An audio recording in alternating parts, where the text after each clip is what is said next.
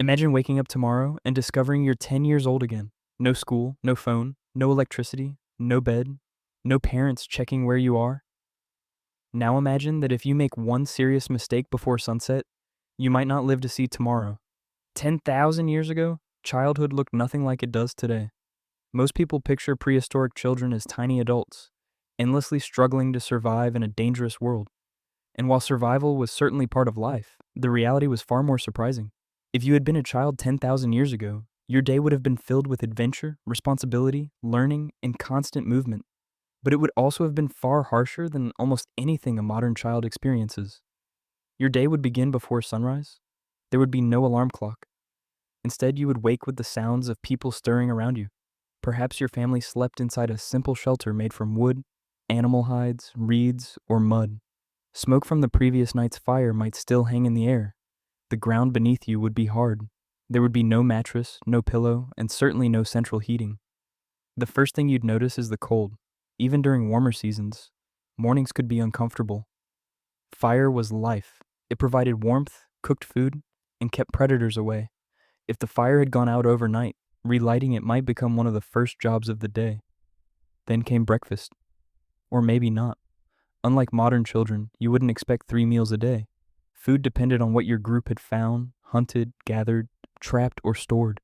Some mornings there might be berries, nuts, roots, fish, or leftover meat. Other mornings there might be very little. Hunger wasn't unusual. Learning to cope with it was simply part of growing up.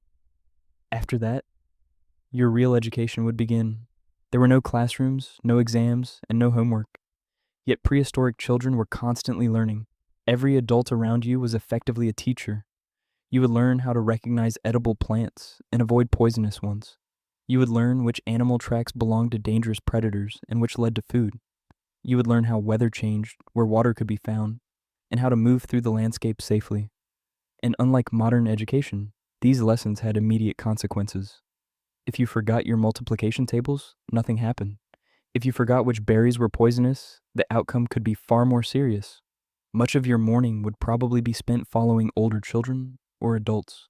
Young children often learned by watching rather than through direct instruction. You would observe everything: how people made tools, how they prepared food, how they carried water, how they repaired shelters, how they worked together. By the age of 10, many children already possess skills that would impress most adults today. You might know how to start a fire. You might be able to identify dozens of plants. You might know how to weave simple materials, prepare animal skins, or help make tools. And then there was play. Modern people often imagine prehistoric childhood as endless labor, but evidence suggests children still spent large amounts of time playing. The difference is that play often doubled as training. Throwing sticks helped develop hunting skills. Climbing improved balance and strength. Mock hunts taught teamwork. Games prepared children for real challenges they would eventually face as adults. In other words, the things that looked like fun were often secretly building survival skills. As the morning turned into afternoon, many children would begin helping with essential tasks. Exactly what you did depended on your age, location, and community. You might gather firewood, collect water, search for edible plants, watch younger siblings, help process food, repair tools, assist with fishing nets, carry materials back to camp. These weren't optional chores. Your contribution genuinely mattered. In a small group of perhaps 20 to 50 people, every pair of hands helped. Children were valuable members of the community long before reaching adulthood. But perhaps the biggest difference between then and now was freedom. Modern children often live highly supervised lives. 10,000 years ago, children frequently explored far beyond the distances many parents would allow today. Of course, this freedom came with risks. A wrong step near deep water could be deadly. Getting lost could become a serious problem. Encounters with dangerous animals were possible. Injuries that seem minor today could become life-threatening without modern medicine. A simple infection could kill. A broken bone could permanently change your life. Even a bad cut might become dangerous. This constant background risk shaped childhood in ways that are difficult for us to imagine. And yet, children adapted remarkably well. By spending every day outdoors, they developed an intimate understanding of their environment. They knew where food could be found. They recognized seasonal changes. They understood landscapes in incredible detail. Many could probably navigate terrain more effectively than most modern adults. As evening approached, everyone would gradually return to camp. This was often the most social part of the day. Food would be prepared, stories would be shared, knowledge would be passed down from one generation to the next. For a child, these stories weren't just entertainment, they were survival guides disguised as storytelling. A tale about a dangerous river might teach caution. A story about an animal might contain hunting knowledge. A legend about a particular place might preserve information that had been passed down for centuries. Without books, writing, or the internet, memory was everything. Children became skilled listeners because listening mattered. Then came dinner, assuming food had been successfully gathered. Meals varied enormously depending on location and season. Some communities relied heavily on fish. Others depended more on wild plants, game animals, nuts, seeds, or seasonal resources. What almost never existed was choice. You didn't decide what you felt like eating. You ate what was available. And you appreciated it because there was no guarantee tomorrow would bring the same abundance. As darkness arrived, another challenge appeared. Night. Today, darkness is mostly an inconvenience. 10,000 years ago, darkness transformed the world. Beyond the reach of the fire, almost everything disappeared into blackness. Strange sounds echoed from the landscape. Predators became harder to spot.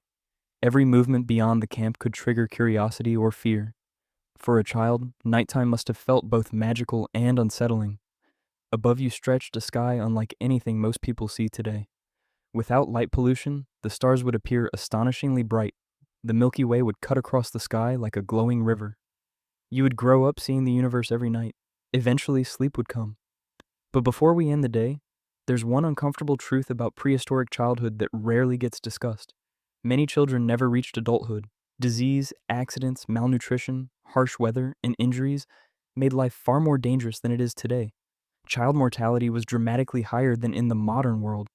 It's one of the reasons communities often relied heavily on cooperation. Survival was rarely an individual achievement. People depended on one another. And despite all the hardships, prehistoric childhood wasn't simply a story of suffering.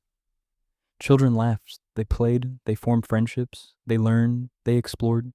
They felt curiosity about the world around them just as children do today. The emotions were familiar, even if the circumstances were completely different.